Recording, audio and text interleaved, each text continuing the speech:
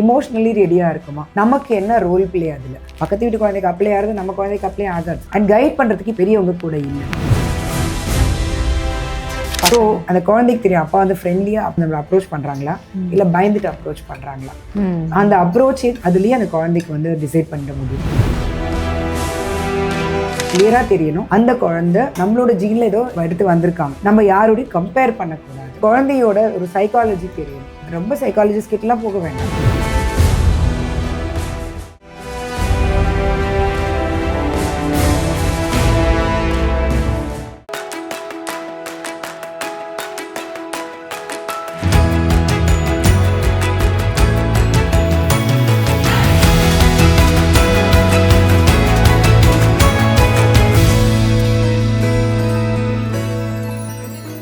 குழந்தையோட ஒரு புரிதலோடு கொண்டு போகும்போது இதெல்லாம் வந்து நான் சொல்கிறது ட்ராமா மாதிரி இருக்கலாமா, பட் லைஃபே அப்படி ட்ராமா தான். அந்த பேரண்ட்ஸ் ஒன்ஸ் தனக்கு குழந்தை வேணும் டிசைட் பண்ணியாச்சுன்னா அந்த ரோலுக்கு ரெடி ஆகணும்.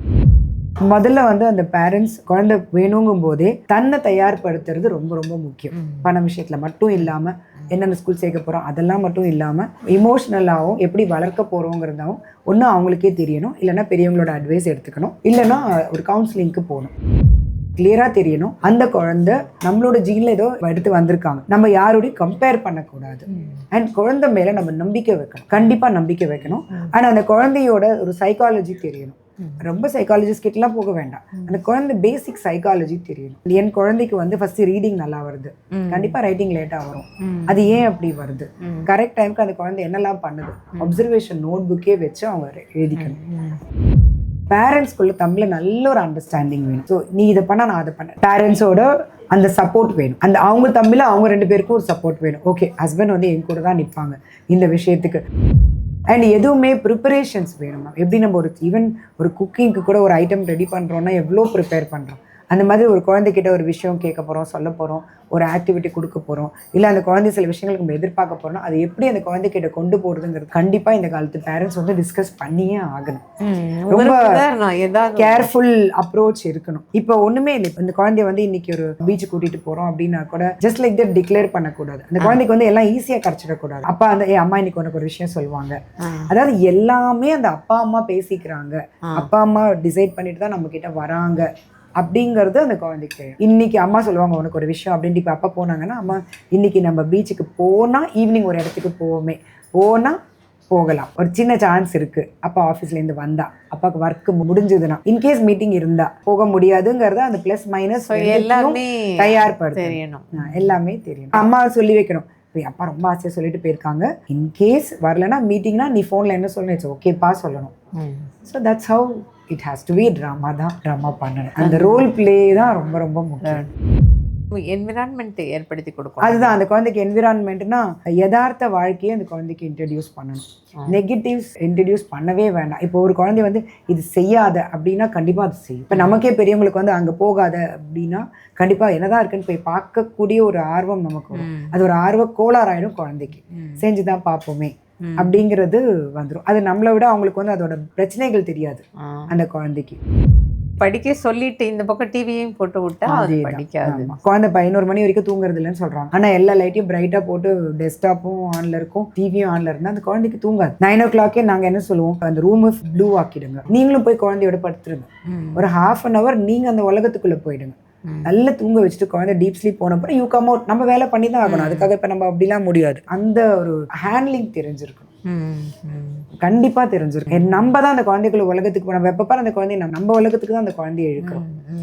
ஸோ இல்லைனா ஒரேடி அந்த குழந்தைக்கு வந்து அதான் இது கொடுக்குற மாதிரி அது பண்ணித்தரேன் இது பண்ணித்தரேன்னா இட்ஸ் ஆல் டெம்பரரி. அந்த குழந்தைக்கு வேணுங்கிறது சந்தோஷம், நிம்மதி, நம்பிக்கை, அந்த பேரண்ட்ஸ் மேல பாசம் அண்ட் டைம் அண்ட் ப்ரெசன்ஸ்.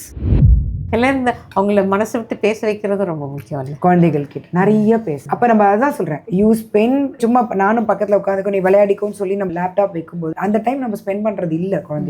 குழந்தையோட உலகத்தில் போய் உட்காந்து நம்ம ஒன்றும் நிறைய பேசிகிட்டே இருக்க வேண்டாம், அப்படி சிரிச்சிட்டு இருந்தாலே போகிறோம். ஆனால் இருக்கேன் உனக்கு இந்த டைம் அப்படின்னா போகிறோம். நீ பார்க்கில் நம்ம ஒரு பெஞ்சில் உட்காந்துட்டு அது விளையாடிட்டு இருந்தாலே போகிறோம். அப்பப்போ பார்த்துக்கோ அந்த குழந்தை கண் பார்வையில் இருக்கான்னு சொல்லிட்டு அந்த நம்பிக்கையை நம்ம கொடுக்கணும். அது வந்து நிறைய பேரண்ட்ஸ் ஆசைப்படுறாங்க, ஆனால் முடியறதில்லை. ரெண்டாவது நான் சொன்னதை நீ கேட்கணும், நான் தானே உனக்கு எல்லாம் பண்ணி தரேன்னா அதெல்லாம் குழந்தைகிட்ட இப்போ நடக்காது. ஏன்னா அவங்களுக்கு நிறைய விஷயங்கள் தெரிஞ்சுக்குது. ஏன் என்ன பெத்தன்னு கூட கேட்குறாங்க. 4th standard voice asking. அப்படிலாம் நீங்கள் உலகத்துக்கு கொண்டு இருக்க வேண்டாமே. ஒரு பேரண்ட் வந்து என்கிட்ட கேட்டாங்க, நான் இதுக்கு என்ன பதில் சொல்றதுன்னு. எல்லாத்துக்கும் நான் சொன்னேன், சார் ரியாக்டே பண்ணாதீங்க. நீங்க எல்லா ஆக்ஷனுக்கும் இந்த பக்கம் ரியாக்ஷனே வேண்டாம், சைலண்டா அவாய்ட் பண்ணிடுங்க.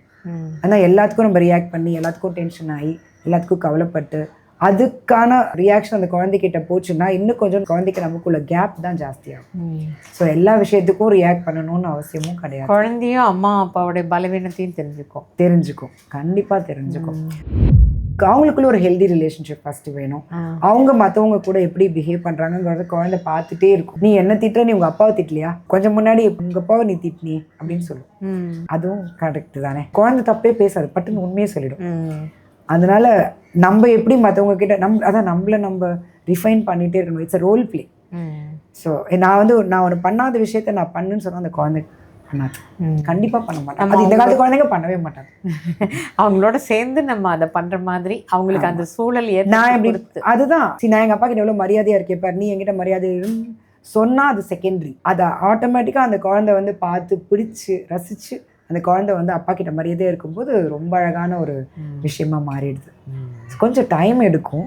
பேரண்ட்ஸ் அவசரப்படக்கூடாது, அந்த உலகத்துக்குள்ளே போயிடணும். ரொம்ப முக்கியம். தேங்க்யூ. மாலில் போனாலும் கோவில் எங்கே போனாலும் நம்ம பார்க்குறோம், ரொம்ப குழந்தைங்க ஹைப்பர் ஆக்டிவாக இருக்காங்க. நம்ம கிட்ட அட்மிஷன்ஸ்க்கு குழந்தை கூட்டிகிட்டு வரும்போதே சொல்லுவாங்க ரொம்ப ஹைப்பர் ஆக்டிவாங்க அப்படின்னு.